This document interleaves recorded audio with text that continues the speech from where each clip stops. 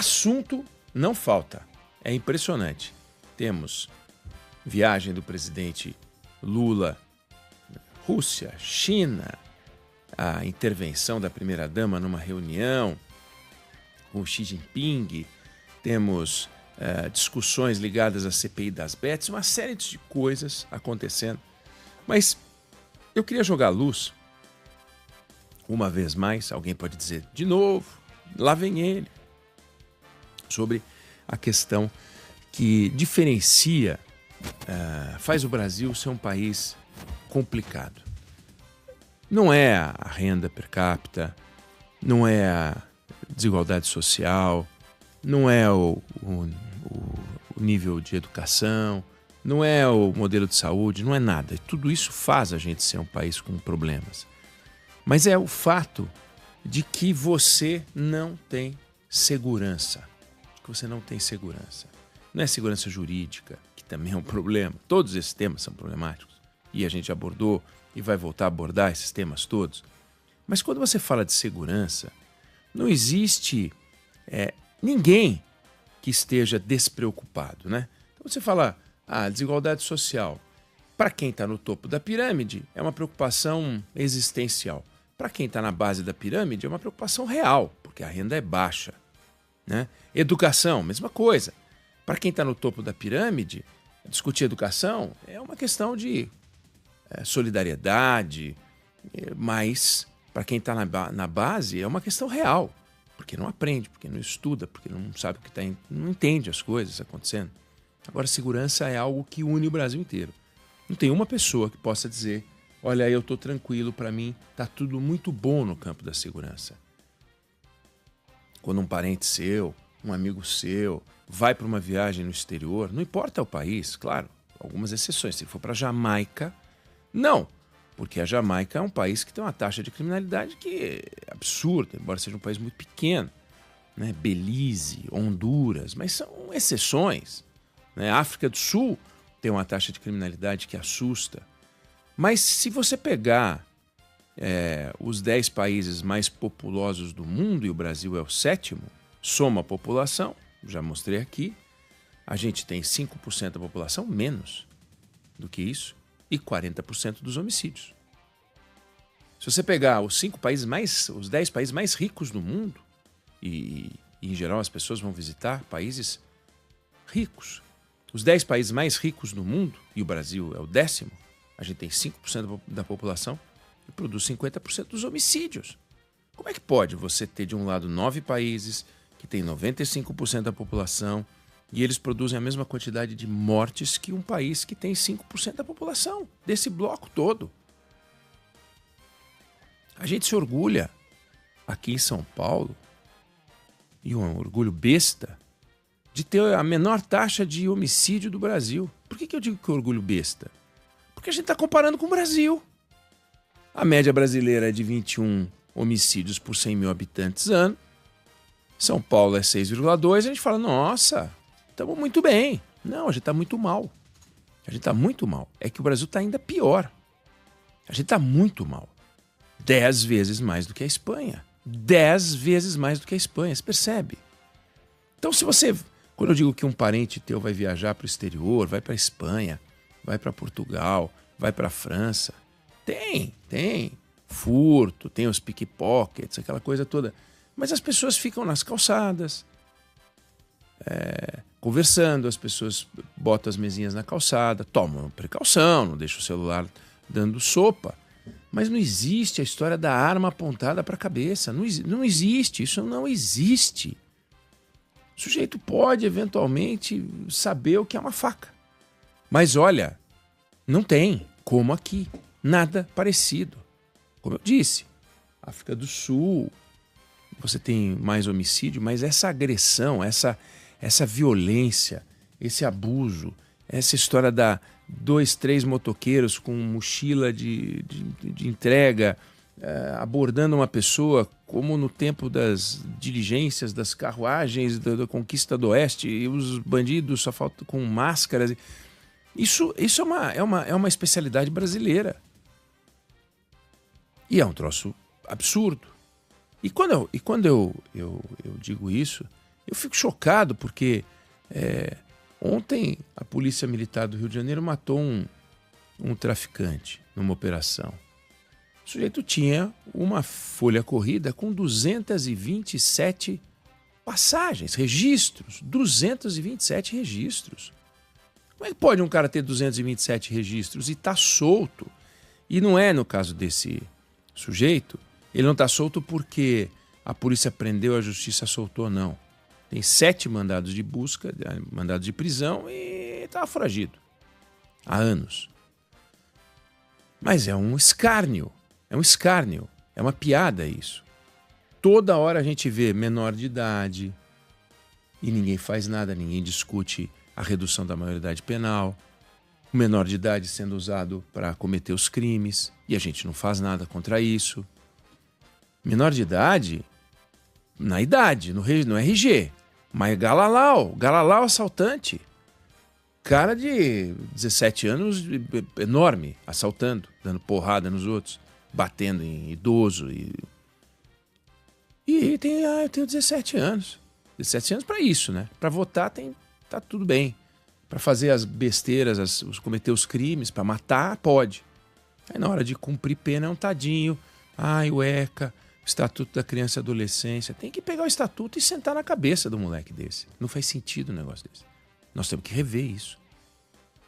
Menor é menor, maior é maior. Nos países mais avançados, o menor vai ser julgado como maior se entendem os especialistas que ele tem condições de entender o que está acontecendo.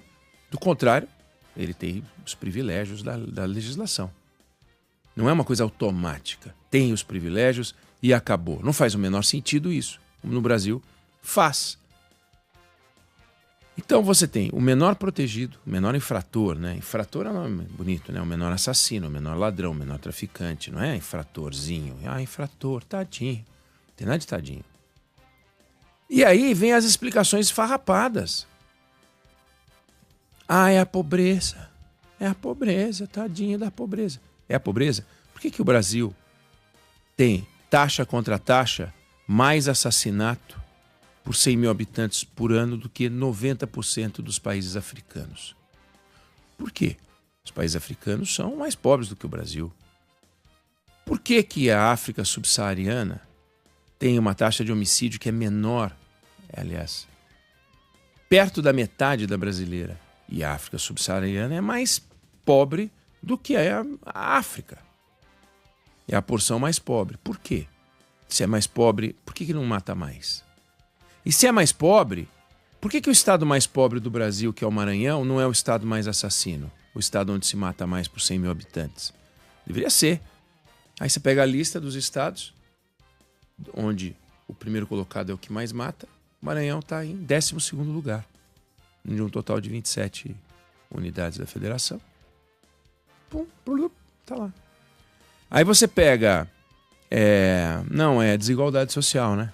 Desigualdade social. Tá bom. O estado mais desigual do Brasil é Roraima. 6º na lista. Não é o primeiro. Então o Maranhão não é o primeiro porque é o mais pobre.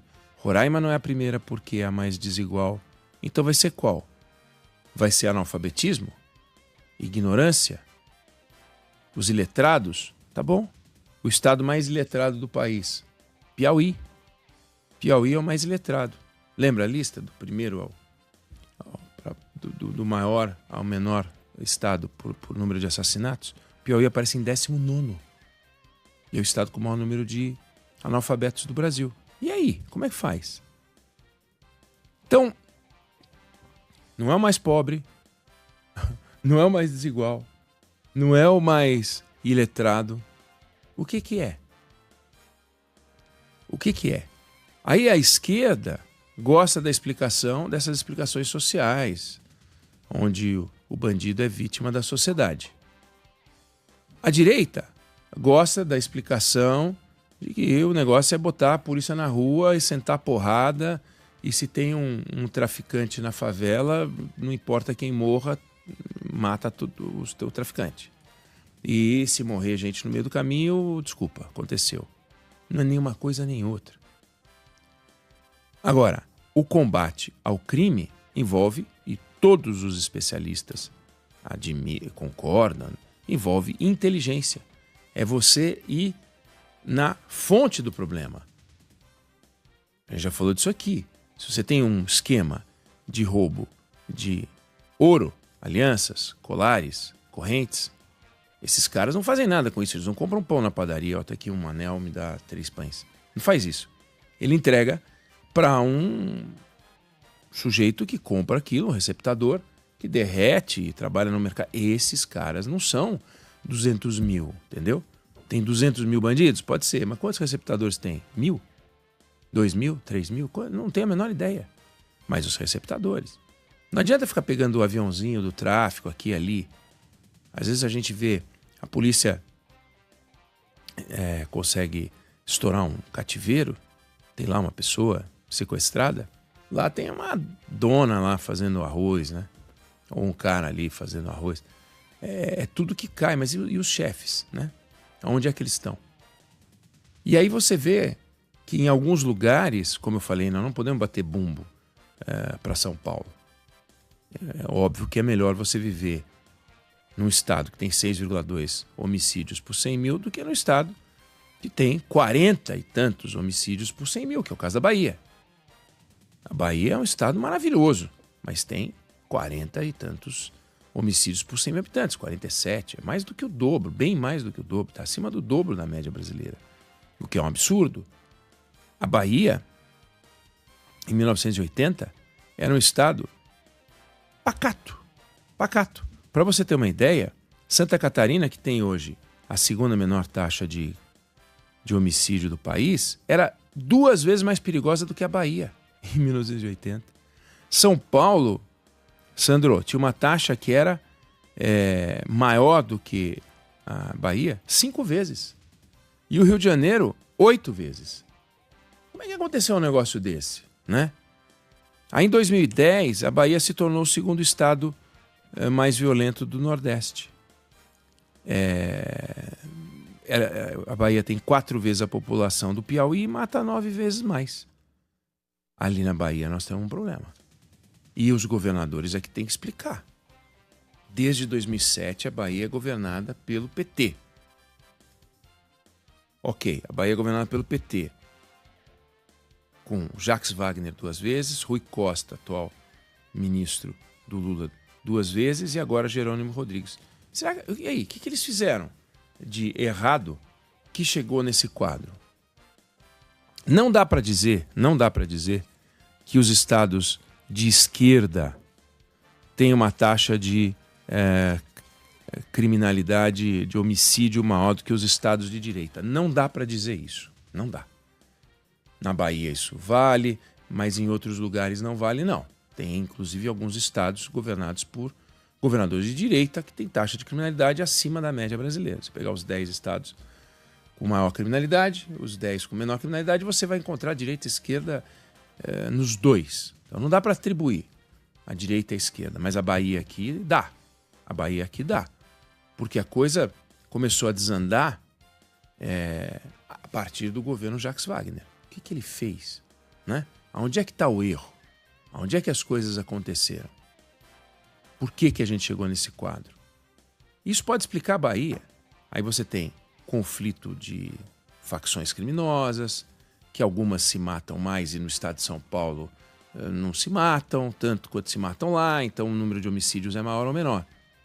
Mas de uma forma geral, quando a gente mede e os números medem mais homicídio, porque não... É difícil você ter uma fraude no homicídio, embora o Sandro tenha chamado a atenção para um dado importante ontem, que são as mortes não desvendadas. Está lá o corpo, tem lá as condições, fica parecendo que foi um homicídio, mas ainda não cravaram como homicídio. E sabe qual é o estado que tem mais? São Paulo. São Paulo. Se as taxas de São Paulo incorporarem esses homicídios velados ao de homicídios, São Paulo deixa de ser o estado mais seguro do Brasil, por homicídio, e passa a ser o segundo ou terceiro.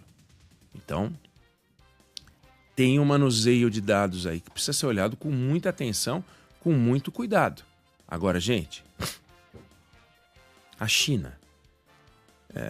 Não dá para acreditar em dados da China. Tá bom, então vamos ignorar a China, mas vamos só para saber que é 1 homicídio por 100 mil habitantes ano. A Índia, 1 bilhão e 400 milhões de habitantes, né? A Índia passou a China. É uma bagunça, é uma pobreza, é uma zona completa, não tem policiamento, não tem nada, aquilo é uma baderna. 3 homicídios por 100 mil habitantes. No Brasil, 21. Os Estados Unidos, poxa, rifle liberado, arma para todo lado, aquelas mortes que a gente vê em universidades, aquelas coisas horrorosas. Um país que tem 5 homicídios por 100 mil habitantes. Estou falando de países com população grande, hein? Os maiores do mundo. A Indonésia, de 0,5 a 1, conforme o ano aí. Paquistão, vocês têm alguma admiração pela estrutura social, econômica e política do Paquistão? Tem 4 homicídios por 1.000 habitantes. Então, a gente tem um problema. Tem países que são muito... Você pega Bangladesh, a mesma coisa, baixíssimo. Então nós temos um problema, claro. Você pega os 10 maiores, tem lá o México, tem uma Nigéria, que é enrolada. África do Sul, como eu falei, não entra na lista, porque a África do Sul tem 60 milhões de habitantes, não entraria na lista dos 10 países mais populosos. Agora, nenhum desses países que tem uma taxa maior, México e Nigéria, tem o nosso grau de riqueza, o nosso PIB. Então, o Brasil tem um problema muito grave nessa área. E nenhuma autoridade mata no peito dizendo, olha, esse problema é comigo. O presidente da República não faz, nem esse, nem o anterior. Os governadores dizem que fazem, mas você sabe que não fazem, porque não se unem, não se encontram, não se falam, não se organizam. Ninguém quer pegar essa bucha, matar no peito e falar, deixa que eu resolvo, porque é um negócio que é perigoso. Então, nós temos um problema. O Caiado quis sugerir que fez uma grande revolução e tal, mas desculpa, Goiás não é um exemplo extraordinário de estatística de criminalidade. Não é. É melhor do que estava antes. Então, ir na direção certa é melhor do que não ir para lugar algum. Mas a gente está longe de chegar em algum patamar que a gente possa dizer, vencemos essa batalha. Nova York fez isso, os Estados Unidos fizeram isso, vários países enfrentaram, mas assim, nós estamos no caminho contrário. O crime organizado se organizando cada vez mais, saindo das coisas ilegais e entrando de forma ilegal nas áreas legais, para tentar formalizar, entre aspas, a estrutura financeira e tudo mais. Corrupção comendo solta, tentando representação política, e a gente refém dos bandidos e dos políticos. Reféns dos bandidos e dos políticos, o que é uma situação muito desconfortável. Eu não sei se você concorda, se você discorda, mas essa é a opinião que eu tenho sobre o assunto.